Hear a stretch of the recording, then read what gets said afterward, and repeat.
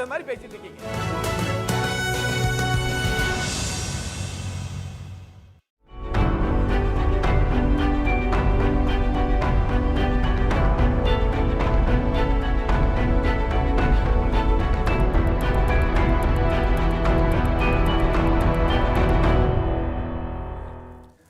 ராஜ குடும்பத்து மீன் கேள்விப்பட்டிருக்கிறீர்களா? ஸ்டர்ஜியான் என்ற வகை மீன்களைத்தான் பிரிட்டனில் ராஜ குடும்பத்து மீன் என அழைக்கிறார்கள். ஆற்றிலும் கடலிலும் வாழும் இந்த வகை மீன்கள் மிகவும் அரிதான ஒன்றாகவே உள்ளன. ஜெர்மனி, ஸ்வீடன் உள்ளிட்ட நாடுகளில் இந்த மீன்கள் அதிகம் காணப்பட்டன.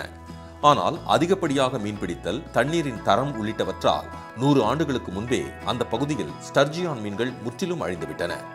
வணிக ரீதியாக முக்கிய பங்காற்றி வந்த இந்த மீன்களை மீண்டும் ஸ்வீடன் நாட்டு நீர்நிலைகளில் வளர்ப்பதற்கான பணியில் அந்நாட்டு தன்னார்வலர்கள் ஈடுபட்டனர். இதற்காக ஜெர்மனியில் உள்ள பண்ணை ஒன்றில் இந்த மீன்கள் வளர்க்கப்பட்டு வந்தன. அங்கு வளர்ந்த குறிப்பிட்ட அளவிலான ஸ்டர்ஜியன் மீன்கள் ஸ்வீடன் நாட்டின் கோட்டா அல்வ் ஆற்றில் விடப்பட்டுள்ளன. டைனோசார்கள் காலத்திற்கும் முந்தைய இந்த மீன்கள் 4 மீட்டர்கள் வரை நீளமாகவும் 350 கிலோ எடை வரை வளரக்கூடியவை. இவற்றின் முட்டைகள் கூட ராஜ உணவாக கருதப்படுவதால் இந்த மீன்கள் பாதுகாப்பாக வளர்வதை கண்காணிக்க தனி குழு அமைக்கப்பட்டுள்ளது. சூஷி ரேமனை தொடர்ந்து ஒனிகிரி என்ற ஜப்பானிய உணவு சர்வதேச அளவில் கவனம் பெற்று வருகிறது. ஜப்பானிய அனிமே தொடர்களால் உலகம் முழுவதும் அந்நாட்டு உணவு பிரபலமடைந்து வருகிறது. அந்த வகையில் பல நாடுகளில் ஒனிகிரி கிடைக்க தொடங்கி இருக்கிறது. அதன் விளைவாக ஒனிகிரி என்ற வார்த்தை ஆக்ஸ்போர்ட் ஆங்கில அகராதியில் நடப்பாண்டு சேர்க்கப்பட்டுள்ளது.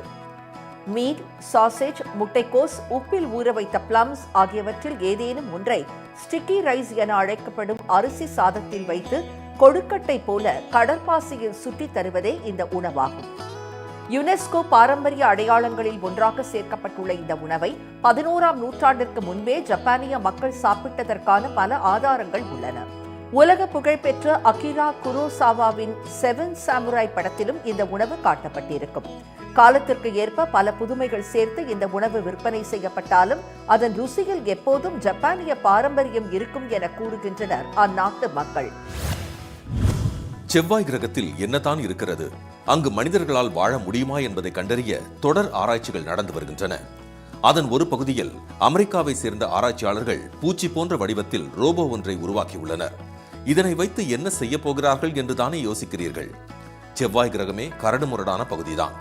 திடீர் என மலைமேடுகளும் திடீர் என பெரிய பள்ளங்களும் என சமநிலையற்ற பகுதியில் வழக்கமான ரோபோக்களை கொண்டு ஆராய்ச்சி செய்வது எளிதான ஒன்றல்ல. அதற்காகத்தான் 8 கால் பூச்சியின் வடிவத்தில் ரோபோவை உருவாக்கியுள்ளனர். இவை எவ்வளவு பெரிய பள்ளமாக இருந்தாலும் அவற்றுக்குள் எளிதாக சென்றுவிடும் என ஆராய்ச்சியாளர்கள் கூறுகின்றனர். சாதாரண அளவெடுக்கும் டேப்பை போல பட்டென விரியும் கால்களுடன் இந்த ரோபோக்கள் உருவாக்கப்பட்டுள்ளன. சில தினங்களுக்கு முன்பு செவ்வாய் கிரகம் போல நிலப்பரப்பு கொண்ட கலிபோர்னியாவின் மொஜேவி பாலைவனத்தில் இந்த ரோபோவை வைத்து சோதனை நடத்தப்பட்டது. அந்த சோதனை வெற்றிகரமாக நடைபெற்றதால் கூடிய விரைவில் செவ்வாய் கிரகத்தில் பூச்சி ரோபோக்களை பார்க்கலாம் என ஆராய்ச்சியாளர்கள் தெரிவித்துள்ளனர். ஒரு நாட்டுடன் நல்ல உறவை தொடங்கவும் அதனை தொடரவும் வேண்டும் என்றால் சீனா எடுக்கும் முதல் நடவடிக்கை எது தெரியுமா? அந்நாட்டிற்கு பாண்டா கரடியை கொடுப்பது. ஒரு நாளுக்கு 12 கிலோ வரை மூங்கில் குச்சிகளை சாப்பிட்டு வாழும் மிருகம் பாண்டா கரடிகள். இதற்கான சூழல் இயற்கையாக தென்மேற்கு சீனாவில் மட்டுமே அமைந்துள்ளது. அதனால் பாண்டா கரடிகள் தங்கள் நாட்டில் மட்டும் காணப்படுவதால் தங்கள் நாட்டின் மிகப்பெரிய சொத்தாகவே பாண்டா கரடிகளை சீனா கருதுகிறது. எனவே 1950களில் இருந்து நட்பு நாடுகளுக்கு பாண்டா கரடிகளை பரிசாக கொடுப்பதை சீனா வழக்கமாக வைத்துள்ளது.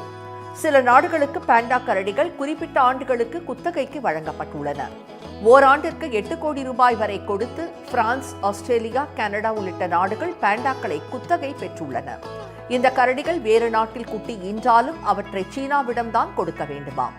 அந்த வகையில் இந்த ஆண்டு இதுவரை 7 பாண்டாக்கள் சீனாவிற்கு திரும்பி வந்துள்ளன.